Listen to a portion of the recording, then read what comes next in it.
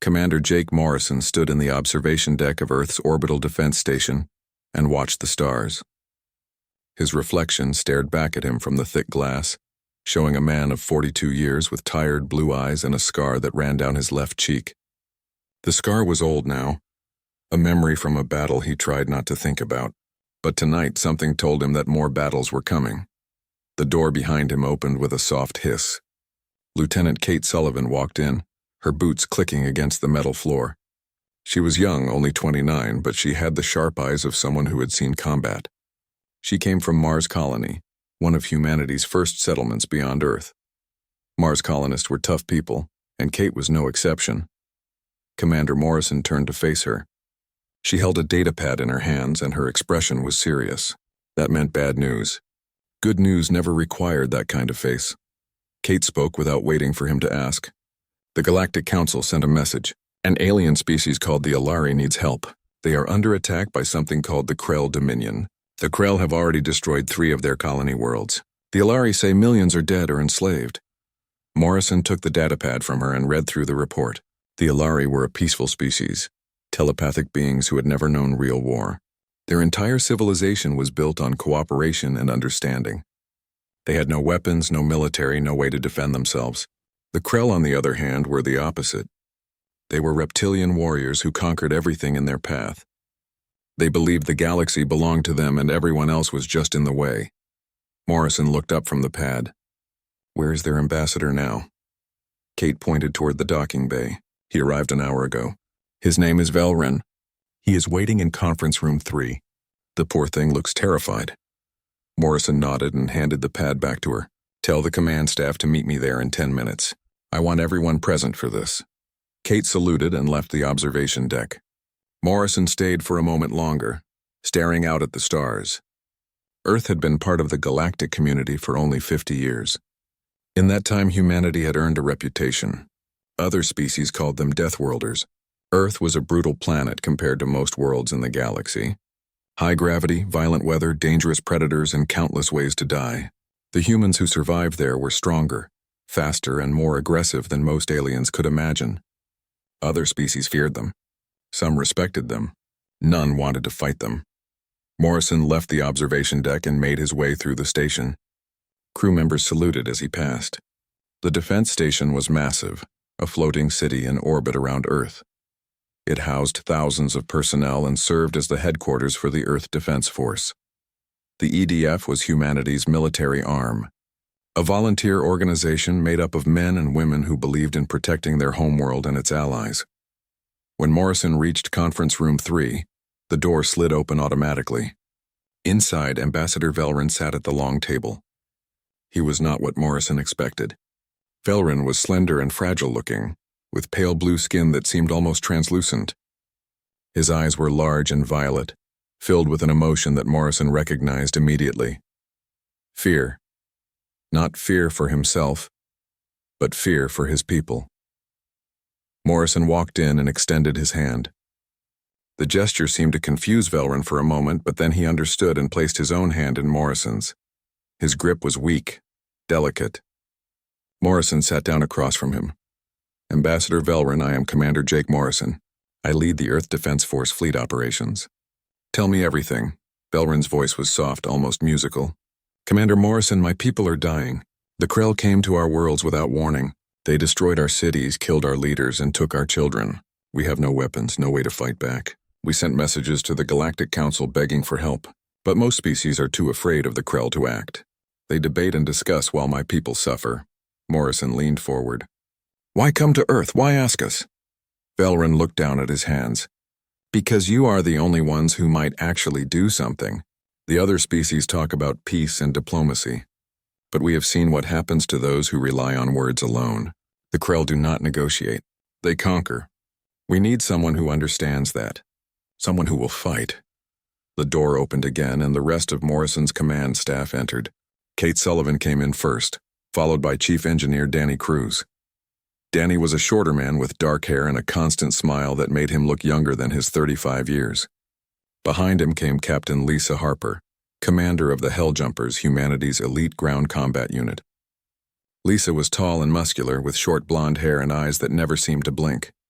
She moved like a predator. Finally, Dr. Alan Grant entered, the chief medical officer and xenobiologist. Alan was in his 50s with gray hair and a calm demeanor that never changed, no matter how bad things got. They all took seats around the table. Morrison gestured to Velrin. Ambassador Velrin was just about to show us what the Krell have done to his people. Velrin pulled out a small device and placed it on the table. A holographic image appeared above it, showing a beautiful planet with blue oceans and green continents. This is Alarian Prime, our homeworld. This image is from 3 months ago. The image changed. Now the same planet appeared, but everything was different. The cities were burning. Black smoke rose into the atmosphere. Massive ships surrounded the planet, firing beams of energy down at the surface. Morrison could see explosions dotting the landscape. Velrin's voice shook as he continued. This is Alarian Prime now. The Krell have blockaded the planet. They are bombing our cities and taking prisoners. We estimate that half of our population is already gone. Kate spoke up. How many Krell ships are there? Velrin looked at her. At least 40 warships, maybe more. Our defense fleet tried to stop them, but our ships were not built for combat. The Krell destroyed them in minutes. Danny Cruz leaned back in his chair. 40 warships. That is a lot of firepower. What kind of weapons are they using? Velrin tapped the device and the hologram changed again. Now it showed a Krell warship up close. The ship was dark and angular, covered in armor plating. Aeon lances, Velrin said. Long-range energy weapons designed to disable shields. They also use swarm drones. Thousands of small attack craft that overwhelm targets through numbers. Captain Harper crossed her arms. What about ground forces? Velrin hesitated. The Krell soldiers are unlike anything we have ever seen. They are reptilian, heavily armored, and extremely strong. They take prisoners, but only to use them as slaves. Those who resist are killed immediately. Dr. Grant spoke for the first time. Do you have any biological data on the Krell? Anything that might help us understand their weaknesses? Velrin nodded. I brought everything we have. Medical scans, behavioral studies, communication patterns. Anything that might help. Morrison stood up and walked to the window. He looked out at Earth below, a blue and green sphere that had survived countless disasters. Humanity had crawled out of caves, survived ice ages, plagues, and wars. They had built civilizations and torn them down, only to build them again. Earth was a harsh teacher, and it had taught humanity one important lesson. Survival required strength. He turned back to face the group. Ambassador Velrin, I need to be honest with you. If we do this, it will not be a peacekeeping mission. We will not negotiate with the Krell. We will not try to find a diplomatic solution. If the Earth Defense Force goes to Alarian Prime, we go to war. Do you understand what that means? Velrin looked up at him, his violet eyes filled with both hope and fear. Commander Morrison, my people are already at war. We just do not know how to fight it. If you can save even some of them, then whatever you must do is acceptable to us. Morrison nodded. Then we will help you. Kate, send a message to EDF High Command. Tell them we need authorization for a full fleet deployment. Danny, start preparing the Retribution and any other ships in the dock. Lisa, get your hell jumpers ready for ground operations. Alan, study everything Velrin brought us about the Krell. I want to know how they think, how they fight, and how they die. Everyone stood and saluted. They filed out of the room, leaving Morrison alone with Velrin. The ambassador looked exhausted, as if a great weight had been lifted from his shoulders. Morrison sat down beside him. Ambassador, I want you to understand something. Humanity has a reputation. Some species think we are violent, that we enjoy war. That is not true. We do not fight because we want to. We fight because sometimes it is the only way to protect those who cannot protect themselves. The Krell made a mistake when they attacked your people. They are about to learn what happens when you threaten someone under humanity's protection. Velrin nodded slowly. I have heard stories about humans. They say you come from a world so harsh that it created warriors. Is that true? Morrison smiled, though it did not reach his eyes. Earth is not an easy place to live, but it taught us to survive. And when you learn to survive on Earth, you learn to fight. The Krell are about to find out just how well we learned that lesson. Over the next 3 days, the defense station became a hive of activity. Ships that had been docked for maintenance were suddenly repaired and restocked. Crews were called in from leave. Weapons were tested and retested. The EDF Retribution, Morrison's flagship, sat in the center of the dock. It was a massive vessel, B. The human fleet emerged from hyperspace like ghosts materializing from nowhere. One moment the space around Alarian Prime was empty except for the Krell blockade, and the next moment 20 human warships appeared in perfect formation. The Retribution led the formation, its massive hull gleaming under the light of the distant sun. Commander Jake Morrison stood on the bridge and stared at the view screen. The sight before him made his blood run cold. Alarian Prime was burning. The beautiful blue and green planet he had seen in the hologram was now covered in smoke and fire. Krell warships surrounded it like vultures circling a dying animal. Their dark, angular hulls made them look like predators, which Morrison supposed they were. Kate Sullivan worked quickly at her station, her fingers flying over the controls. "Commander, I count 42 Krell warships. They are arranged in 3 defensive rings around the planet. The outer ring has 16 ships, the middle ring has 18, and the inner ring has 8. They are maintaining a standard blockade formation." Morrison nodded. Standard meant predictable. The Krell were used to fighting enemies who would hesitate, who would try to negotiate or find diplomatic solutions. They were not used to fighting humans. "What about the Alari defense fleet?" Kate checked her sensors. "I am picking up debris from at least 20 Alari ships. They are all destroyed, Commander. There are no survivors in space." Ambassador Velron stood beside Morrison, his pale blue skin seeming even paler now. His violet eyes filled with tears as he looked at his homeworld. "My people," he whispered. "They are still down there, still suffering." Morrison placed a hand on Velron's shoulder. "Not for much longer. Kate, send a message to all ships. Battle formation Alpha. Target the outer ring first. We punch through fast and hard. Once we break their formation, they will panic." Kate relayed the orders. The human fleet began to move, spreading out into an attack formation. The ships were smaller than the Krell warships, but they were faster and more maneuverable. Morrison had fought enough battles to know that speed and surprise could defeat size and strength. The Krell noticed the human fleet almost immediately. Alarms began to sound on the Krell command ships. They had received reports about humans, rumors about Deathworlders who came from a brutal planet, but rumors were just stories. The Krell generals did not believe that 20 human ships could threaten their fleet of 42.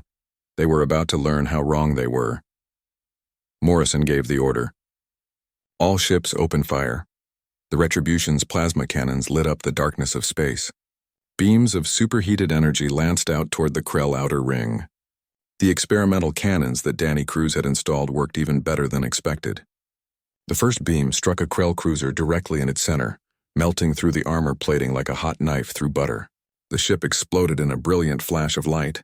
The rest of the human fleet followed suit. Plasma cannons, missile tubes, and railguns all fired at once. The Krell outer ring, which moments before had seemed so imposing, began to crumble. Ships exploded or spun out of control, their hulls torn apart by the ferocious assault.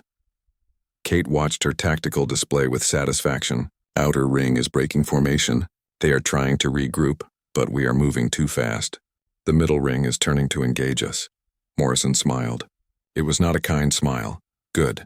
Let them come to us. All ships maintain formation. Focus fire on the middle ring as soon as they are in range." The Krell middle ring moved forward, their ion lances charging.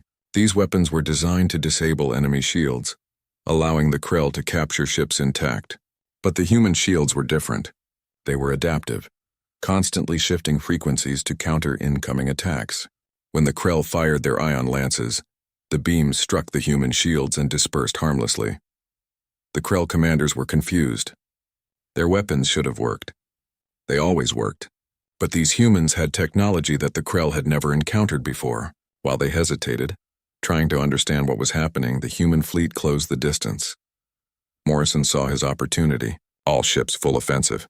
Do not give them time to think. The human fleet accelerated, engines burning bright. They crashed into the Krell middle ring like a hammer striking an anvil. Plasma cannons fired at point-blank range. Missiles streaked through space, finding their targets with deadly accuracy.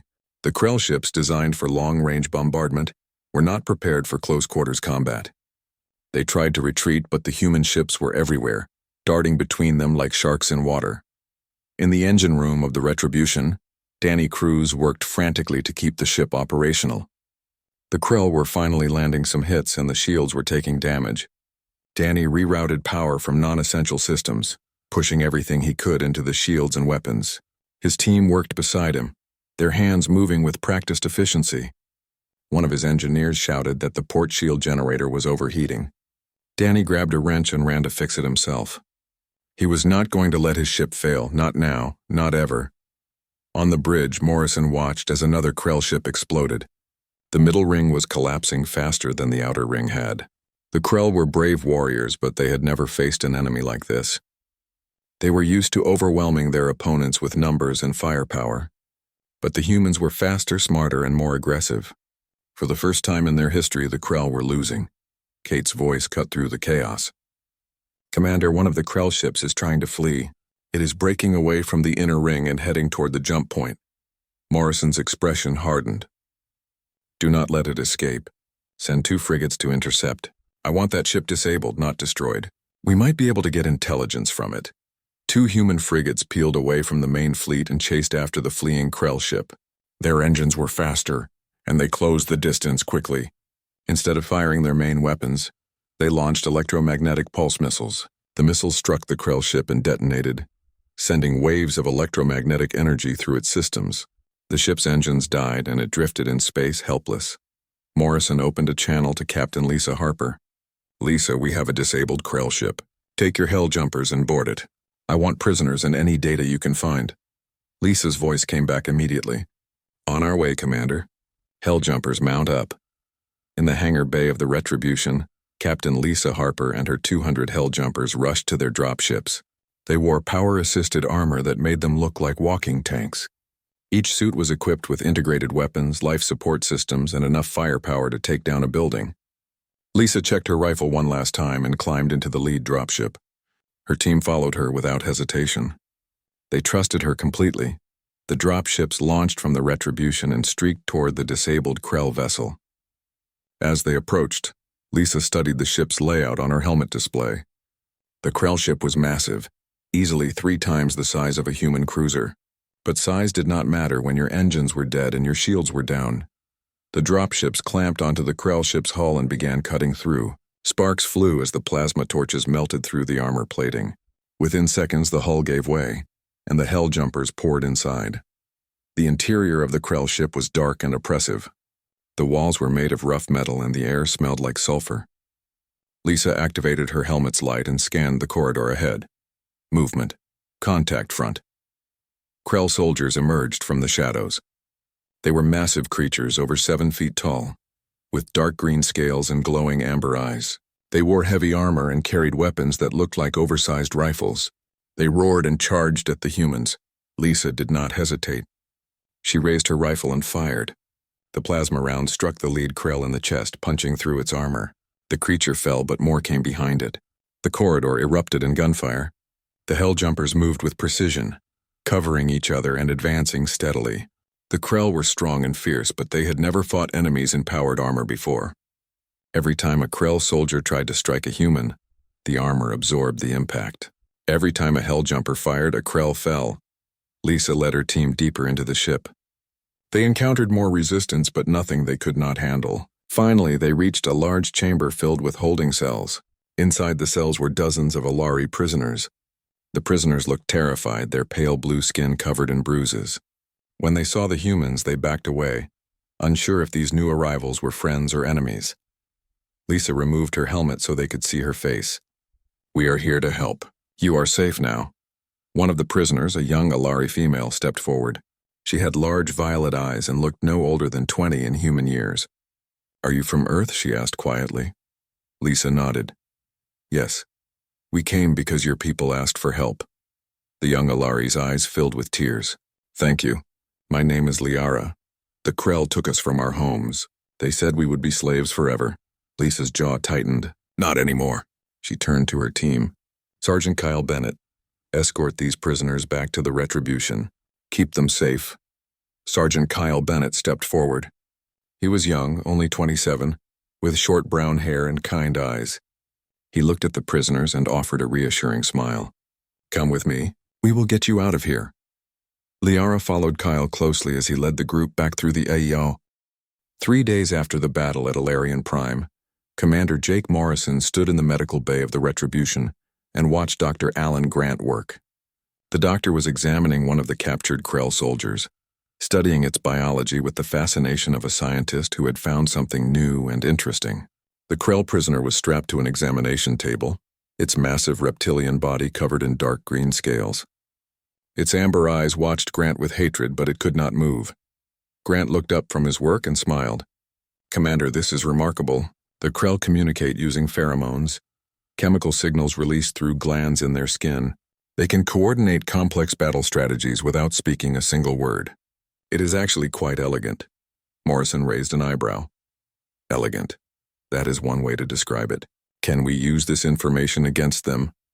Grant nodded enthusiastically. "Absolutely. If we can create a device that disrupts their pheromone signals, it would throw their entire command structure into chaos. They would not be able to coordinate attacks or even communicate properly. It would be like cutting all their communication lines at once." Morrison smiled. "How long would it take you to build such a device?" Grant considered the question. "With Danny's help, maybe 48 hours. We would need to synthesize the right chemical compounds and design a dispersal system. But it is definitely possible." Morrison nodded. "Get started. I want those disruptors ready as soon as possible. We are not going to sit here and wait for the Krell to regroup. We are taking the fight to them." Grant saluted and returned to his work. Morrison left the medical bay and made his way to the bridge. When he arrived, he found Kate Sullivan hunched over her tactical display, studying intelligence reports. She looked up as he approached. "Commander, I have been analyzing the data we recovered from the Krell ship. They have a major supply depot in the Zenith system, about 3 light-years from here. It is heavily fortified, but it is also their primary staging area for this entire sector. If we can destroy it, we would cripple their ability to wage war in this region." Morrison leaned over the display and studied the information. "How many ships are defending it?" Kate zoomed in on the depot. "According to this data, at least 15 warships plus automated defense platforms and minefields. It is not going to be easy." Morrison straightened up. "Nothing worth doing is ever easy. Start planning an assault. I want multiple attack vectors, contingency plans, and a clear exit strategy. We go in fast, hit them hard, and get out before they can organize a counterattack." Kate nodded and got to work. Morrison walked to the observation window and looked out at Alarian Prime. The planet was beginning to recover. Human relief teams had landed on the surface, bringing medical supplies, food, and temporary shelters. The Alari people were grateful but still traumatized by what they had endured. Morrison had visited one of the refugee camps the previous day, and what he saw there had strengthened his resolve. The Krell would pay for what they had done. A voice interrupted his thoughts. "Commander Morrison." He turned to see Sergeant Kyle Bennett standing at attention. Beside him was Liara, the young Alari woman they had rescued from the Krell ship. She looked healthier now, though her eyes still carried the shadow of her ordeal. Morrison had heard that Kyle and Liara had been spending time together. The sergeant had been teaching her about human culture, and she had been teaching him about Alari telepathy. "What can I do for you?" Sergeant Kyle gestured to Liara. "Sir, Liara has some information that might be useful. She was a prisoner on several Krell ships before we rescued her. She knows where some of their facilities are located." Morrison looked at Liara. "Is that true?" Liara nodded, her voice soft but steady. "Yes, Commander. The Krell moved us from ship to ship, taking us to different locations. I remember the coordinates. One place was a mining colony where they forced prisoners to work. Another was a prison camp where they kept captives from many species. If you want to hurt the Krell, those places would be good targets." Morrison considered this. "How many prisoners are at these locations?" Liara closed her eyes, concentrating. "At the mining colony, maybe 500. At the prison camp, over 2,000. Most are Alari, but there are also members of other species. The Krell have been enslaving people for years." Morrison felt anger rising in his chest. He forced it down and focused on the tactical situation. If we hit those locations, we could free thousands of prisoners and deal a blow to the Krell economy. "Kate, add those coordinates to your planning. We are going to liberate every single prisoner we can find." Kate looked up from her display. "That is going to spread our forces thin, Commander. We cannot hit all these targets simultaneously." Morrison shook his head. "We do not need to hit them all at once. We hit them one after another, keeping the Krell off balance. They will not know where we are going to strike next. It will force them to spread their defenses, which makes them weaker everywhere." Kate smiled. Guerrilla tactics. I like it. Morrison turned to Kyle and Liara. Thank you for this information. Sergeant, make sure Liara is comfortable and has everything she needs. She has earned our protection. Kyle saluted. Yes, sir. Come on, Liara. Let me show you the recreation deck. As they left, Morrison returned his attention to the view screen. The next few weeks were going to be brutal. The human fleet would be constantly on the move, striking targets and disappearing before the Krell could respond. It was risky, but Morrison believed it was the right strategy. The Krell were used to fighting defensive enemies. They were not prepared for an opponent who would take the fight to them. Over the following days, the human fleet divided into smaller strike groups. Each group had a specific target. Captain Lisa Harper led her Hell Jumpers to the mining colony that Liara had mentioned. The colony was located on a barren moon with toxic atmosphere. The Krell forced prisoners to mine rare minerals without proper protection. Many died from exposure or exhaustion. Harper's dropships descended through the toxic clouds and landed near the mining facility. The Hell Jumpers emerged from their ships, their armor protecting them from the poisonous air. They moved quickly, using the terrain for cover. The Krell guards never knew what hit them. Within minutes, the Hell Jumpers had secured the facility and freed the prisoners. Harper walked through the facility, surveying the conditions. The prisoners were in terrible shape, malnourished and exhausted. Many could barely walk. Harper felt rage building inside her. The Krell were not just conquerors. They were slavers, treating sentient beings like tools to be used and discarded. She opened a communication channel to her team. Get these people to the transport ships. Give them food, water, and medical attention. And rig this entire facility to blow. I want nothing left standing when we leave. The Hell Jumpers worked efficiently. They evacuated all the prisoners and planted explosives throughout the facility. As the transport ships lifted off, Harper triggered the detonation. The mining colony erupted in flames, its structures collapsing into rubble. One more Krell asset destroyed. Meanwhile, another strike group led by Lieutenant Kate Sullivan attacked a Krell fuel depot. The depot supplied energy cells to Krell warships operating in the sector. Without it, the Krell fleet would have limited range and mobility. Kate's group used hit-and-run tactics, striking the depot from multiple angles and retreating before the Krell could organize a defense. The depot exploded in a massive fireball that could be seen from orbit. Back on the Retribution, Danny Cruz worked with Dr. Grant to complete the pheromone disruptors. The devices were small cylinders that could be attached to missiles or drones. When detonated, they released a chemical cloud that interfered with Krell communication. Danny tested the first prototype in the lab, using samples from the captured Krell prisoners. The results were immediate. The Krell test subjects became confused and disoriented, unable to coordinate even simple tasks. Danny grinned. This is going to work beautifully. The Krell are not going to know what hit them. Grant nodded. Just remember, the effect is temporary. The disruptors will give us maybe 15 to 20 minutes of complete chaos. After that, the Krell will adapt. We need to use that window wisely. Danny packaged up the disruptors and delivered them to Morrison. The commander examined one of the devices, impressed by its elegant simplicity. This is good work, Danny. Get these distributed to all our ships. When we hit the Krell supply depot, these are going to make all the difference. As the human fleet continued its campaign of disruption, General Thrakis grew increasingly frustrated. His forces were being picked apart, unable to mount an effective defense.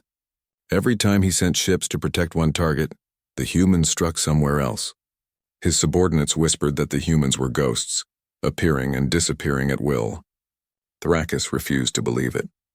They were just clever, using tactics that the Krell had not encountered before. Thrakis called a meeting with his senior officers. They gathered in the command center of his flagship, a massive battleship called the Wrath of Dominion. The officers stood at attention, waiting for their general to speak. Thrakis addressed them, his voice filled with controlled fury. The humans have been raiding our facilities for 2 weeks. They have destroyed supply depots, freed prisoners, and disrupted our operations. This cannot continue. We are pulling back all our forces to the Zenith Depot. We will fortify it and wait. The human fleet emerged from hyperspace at the edge of the Zenith system, and what they saw made even the most experienced officers pause. The Krell Depot was enormous, a massive space station the size of a small moon. It bristled with weapons platforms, shield generators, and sensor arrays. Around it, 30 Krell warships held formation, their dark hulls forming a defensive wall. Beyond them floated thousands of automated mines, each one powerful enough to destroy a frigate. Commander Jake Morrison stood on the bridge of the Retribution and studied the tactical display. Kate Sullivan worked beside him, analyzing the enemy positions. The Krell had done their homework. Every approach vector was covered, every weak point defended. It was exactly the kind of defensive position that would make any sane commander reconsider attacking. But Morrison had never claimed to be sane. Kate spoke without taking her eyes off the display. "They are ready for us, Commander. They have positioned their ships to maximize overlapping fire. If we try a direct assault, we will lose half our fleet before we even reach the depot." Morrison nodded. "That is what they expect. A direct assault, so we are not going to give them one. Are the pheromone disruptors ready?" Kate checked her console. "All ships have them loaded and armed. Dr. Grant says they will work as designed, but we only have about 20 minutes before the Krell adapt." Morrison smiled. 20 minutes is all we need. Send the signal. Phase 1 begins now." The human fleet began to move, but not in the direction the Krell expected. Instead of charging straight at the depot, the ships split into 3 groups. One group moved to the left, another to the right, and the third, led by the Retribution, moved straight forward but stopped just outside the minefield. The Krell commanders watched this maneuver with confusion. Were the humans planning to surround them? That would not work. The depot's shields covered all angles. Then the human ships launched their first wave of missiles. But these were not standard weapons. They were the pheromone disruptors, disguised to look like ordinary missiles. The Krell defense systems tracked them and prepared to shoot them down. But before the Krell could fire, the disruptors detonated, releasing massive clouds of chemical interference. The effect was immediate and devastating. Krell commanders aboard their warships suddenly lost all communication with each other. The pheromone signals they relied on to coordinate their actions were completely scrambled. Orders became meaningless. Battle plans fell apart. Individual ships began acting on their own without any central command. Morrison watched the chaos unfold on his view screen. Now, all ships, full attack. Target the left flank. The human fleet surged forward. The group that had moved to the left suddenly accelerated, smashing into the confused Krell formation. Plasma cannons fired at point-blank range. The Krell ships tried to respond, but without coordination, their return fire was scattered and ineffective. Within minutes, 5 Krell warships were destroyed. General Thrakus stood on the bridge of the Wrath of Dominion and roared in frustration. He could not understand what was happening. His officers were shouting conflicting reports. Some ships were retreating while others advanced. The entire formation was falling apart. He tried to issue orders, but without the pheromone network, his commands did not reach the other ships. Then Thrakus understood. The humans had done something to disrupt their communication. It was brilliant and infuriating at the same time. He grabbed a communication officer and shouted into the radio. All ships switched to manual communication. Use the radio channels. Reform the formation, but it was too late. The humans had already broken through the left flank and were now attacking the depot itself. Thrakus watched helplessly as human ships flew past his defensive line and began targeting the depot's shield generators. On the Retribution, Danny Cruz monitored the shields and weapons from the engine room. The ship was taking heavy fire now that they were inside the Krell defensive perimeter. The shields held, but barely. Danny rerouted power from every non-essential system, pushing everything he could into keeping the shields operational. His team worked around him, repairing damage as fast as it occurred. One of the engineers shouted that the starboard shield generator was overheating. Danny grabbed his tools and ran to fix it. Morrison kept his focus on the depot. The massive structure loomed before them, its weapons platforms firing continuously, but the human ships were too fast, darting between the defensive positions and targeting the shield generators one by one. Each generator that went down created a gap in the depot's defenses. Kate counted down the shield failures. 3 generators down, 4, 5. Commander, the western section of the depot is now exposed. We have a clear path for boarding operations. Morrison opened a channel to Captain Lisa Harper. Lisa, the door is open. Take your team in and secure that depot. Find any prisoners and get them out. And see if you can locate the depot's main computer. We need whatever intelligence they have stored there. Harper's voice came back immediately. On our way, Commander. Hell jumpers, you heard the man. Mount up." In the hangar bay, Captain Harper and her 200 Helljumpers rushed to their dropships. Sergeant Kyle Bennett was among them, and beside him stood Liara. She wore a lightweight protective suit that Kyle had modified for her. She looked nervous but determined.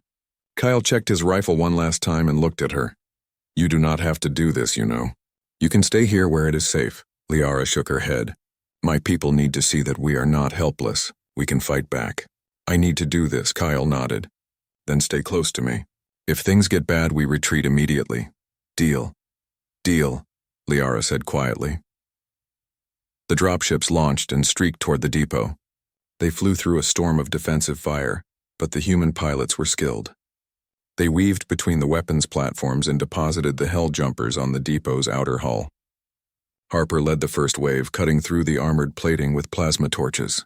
The metal gave way and the Helljumpers poured inside. The interior of the depot was like a city. Massive corridors stretched in every direction, filled with cargo containers, weapon stockpiles, and Krell soldiers. Harper divided her force into 3 groups. One group would secure the prisoners, another would locate the main computer, and the third would hold the landing zone. Harper took personal command of the group heading for the computer. Kyle led his squad toward the detention area, with Liara close beside him.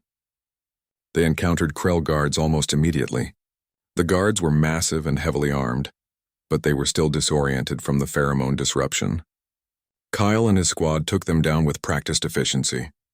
Liara used her telepathy to sense where the prisoners were being held, guiding them through the maze of corridors. They reached a large chamber filled with holding cells. Inside were hundreds of prisoners from dozens of different species. Most were Alari, but there were also others that Kyle did not recognize. The prisoners looked starved and terrified.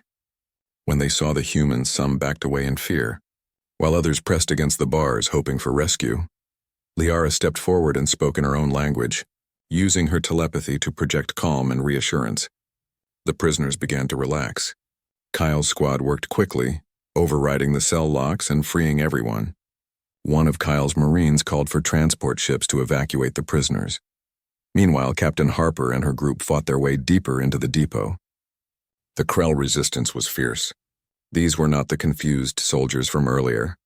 These were elite guards protecting critical systems. Harper's team moved with precision, using cover and suppressing fire to advance meter by meter. They took casualties but pressed forward. Finally, they reached the command center. Harper kicked in the door and her team rushed inside. The room was filled with Krell officers working at computer terminals. They looked up in shock as the humans burst in. Harper raised her rifle. "Everyone on the ground now." Most of the Krell complied, but one officer reached for a weapon. Harper shot him before he could draw it. The others quickly got down on their knees. Harper signaled to one of her techs. "Get into that computer. Download everything. Communications, troop movements, supply routes. I want it all." The tech got to work while Harper secured the room. Outside, she could hear the sounds of battle. The Krell were regrouping and launching counterattacks. But it did not matter.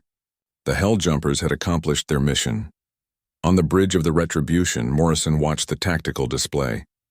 The Krell fleet was finally getting organized. The pheromone disruptors had worn off, and now the enemy ships were reforming their lines. But Morrison had expected this.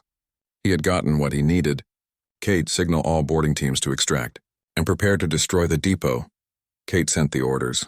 The Helljumpers began falling back to their dropships, taking the freed prisoners with them. Harper's tech finished downloading the data and packed up his equipment. They fought their way back to the landing zone, where Kyle and his group were already waiting with the rescued prisoners. Harper did a quick head count. "We are missing 3. Where are they?" One of her Marines pointed down a corridor.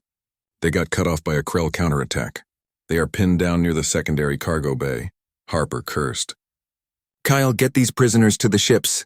"I am going back for our people." Kyle nodded and began herding the prisoners toward the dropships. Liara stayed close to him. Commander Jake Morrison stood in the chamber of the Galactic Council and looked at the assembled representatives from hundreds of species. Some looked at him with gratitude, others with fear, and a few with barely concealed hostility. The chamber was enormous, a circular room with seats rising in tiers all around. At the center was a podium where Morrison now stood, waiting to address the council. 3 weeks had passed since the destruction of the Krell Depot. In that time, the human fleet had helped the Alari rebuild their cities, restore their infrastructure, and establish defensive positions. The Krell had not returned, but Morrison knew they would eventually. The question was when, not if. What brought him to the Galactic Council today was something unexpected. Lieutenant Kate Sullivan had been analyzing the data they recovered from the Krell Depot, and she had found something disturbing. Encrypted messages between the Krell and certain members of the Galactic Council. Messages that suggested the attack on the Alari had not been random. It had been encouraged. The Council chairman, a tall alien with silver skin and 4 arms, called the session to order. Commander Morrison, you requested this emergency session. The Council will hear what you have to say. Morrison activated the holographic projector. Images appeared above the podium, showing the encrypted messages. Members of this Council, I am here today because I have evidence that some of you are not what you claim to be. For years you have presented yourselves as protectors of peace and justice. But the data we recovered from the Krell Depot tells a different story. The chamber erupted in angry voices. The chairman tried to restore order. Commander Morrison, these are serious accusations. Do you have proof? Morrison nodded, I do. These messages show that several council members communicated with General Thrakis before the attack on the, Alari. They provided intelligence about Alari, defenses, and encouraged the Krell to move forward with the invasion. Why? Because the Alari were gaining influence in this sector, and certain council members saw them as a threat to their own power. Ambassador Velrin stood in the gallery, his violet eyes wide with shock. He had suspected corruption in the council, but he had not expected it to be this blatant. Several council members began shouting, denying the accusations, but others remained silent, their expressions guilty. Morrison continued, his voice cutting through the noise. You sit here in your comfortable chambers making speeches about peace and cooperation, but when innocent people needed help, you did nothing. Worse than nothing. Some of you actively worked against them. You let the Krell attack because it was convenient for your political games. Millions died because of your cowardice and corruption. The chairman's silver skin paled. Commander Morrison, these messages could be fabricated. How do we know they are genuine? Morrison smiled without humor. We verified them using the Krell encryption keys we captured. Your own security experts can confirm their authenticity. But I think the real question is not whether these messages are real. The question is what you are going to do about it. One of the council members stood up, a reptilian creature with green scales. This is an outrage. How dare a human come here and accuse us? You have no authority in this chamber. Morrison turned to face the speaker. You are right. I have no authority here. But I do have the respect of every species that watched humanity answer the Alari call for help, when no one else would. I have the evidence of your crimes, and I have a fleet of warships in orbit around this station, so perhaps you should worry less about my authority and more about what happens next. The chamber fell silent. The threat was clear. Morrison was not asking for justice. He was demanding it. The chairman looked around at his fellow council members, seeing the fear in their eyes. Finally he spoke. The council will review this evidence. Those found guilty will face appropriate consequences. Morrison shook his head. No, that is not good enough. The time for internal reviews and quiet resignations is over. You will hold public trials. You will expose every council member who conspired with the Krell. And you will implement reforms to ensure this never happens again. Because if you do not, humanity will withdraw from the Galactic Council, and we will encourage our allies to do the same. Without us, this council becomes irrelevant. The chairman hesitated. Commander, you are asking us to fundamentally change how this council operates. Morrison nodded. Yes, that is exactly what I am asking. Because the current system allowed the Krell to attack the Alari with impunity, it allowed corruption to flourish, and it failed to protect innocent people. If this council wants to survive, it needs to change. Starting now. Over the next few hours, the council debated. Some members argued that Morrison was overstepping his bounds. Others recognized that he was right. The council had become corrupt and ineffective. Finally, a vote was called. By a narrow margin, the council agreed to Morrison's demands. Public trials would be held. Reforms would be implemented. And those found guilty would be prosecuted to the full extent of galactic law. As Morrison left the chamber, Ambassador Velron caught up with him. Commander, what you did in there was remarkable. You forced them to confront their own failures. Morrison shrugged. I just told them the truth. Sometimes that is the most powerful weapon there is. Back on Alarian Prime, the Alari people held a ceremony to honor the human fleet. Thousands gathered in the capital city, which was still being rebuilt. Captain Lisa Harper stood on a platform beside Sergeant Kyle Bennett and Liara. Harper had been promoted to major for her actions during the depot assault. Her Hell Jumpers stood in formation behind her, their armor polished to a shine. Liara stepped forward to address the crowd. She spoke in her native language, but her words were translated for the humans. My people have lived in peace for thousands of years. We believed that kindness and understanding would protect us. But when the Krell came, we learned that evil does not respond to kindness. It only understands strength. The humans showed us that strength. They came when no one else would. They fought when others ran. They saved us when we could not save ourselves. The crowd erupted in applause. Liara turned to look at Kyle, and he smiled at her. In the weeks they had spent together, their friendship had grown into something deeper. Kyle had decided to stay in the Andromeda sector after his tour of duty ended. He wanted to help the Alari rebuild and to be with Liara. She had become important to him in ways he had not expected. Major Harper placed a hand on Kyle's shoulder. You are staying, are you not? Kyle nodded. Yes, ma'am. The Alari need help, and I want to be part of that. Besides, someone has to make sure Liara stays out of trouble. Harper smiled. You did good work, Sergeant. The Alari are lucky to have you. She saluted, and Kyle returned it. Then Harper walked back to her team, leaving Kyle and Liara alone on the platform. Liara took Kyle's hand. Thank you for everything. You saved my life. You saved my people. Kyle squeezed her hand gently. We are in this together now. Your fight is my fight, and whatever comes next, we will face it side by side. On the Retribution, Chief Engineer Danny Cruz sat in the engine room and reviewed the repairs. The ship had taken a beating during the battles, but it was holding together. Danny had pushed the Retribution to its limits, and it had not let him down. He made a mental note to recommend upgrades when they returned to Earth. The experimental plasma cannons had worked beautifully, but they needed better cooling systems. Dr. Alan Grant appeared in the doorway. Danny looked up. Doc, what can I do for you? Grant held up a data pad. I have been studying the biological data from the Krell prisoners. I think I found something interesting. The Krell have a genetic vulnerability to certain radiation frequencies. If we can develop a weapon that exploits this, we could neutralize them without causing permanent harm. Danny raised an eyebrow. A non-lethal weapon against the Krell, that would be useful. How long would it take to develop? Grant shrugged. A few months, maybe. But it would give us another option if the Krell return. We could disable them without having to kill them all. Danny nodded.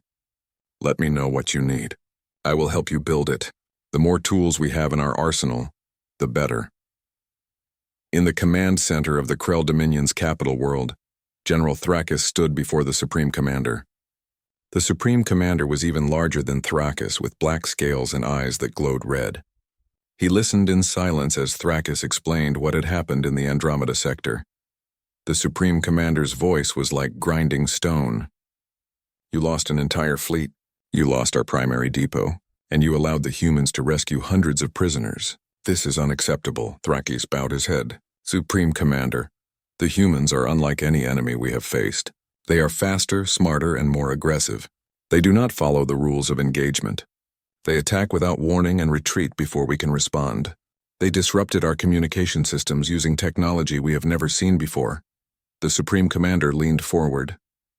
Are you saying the humans are superior to us? Thrakis chose his words carefully.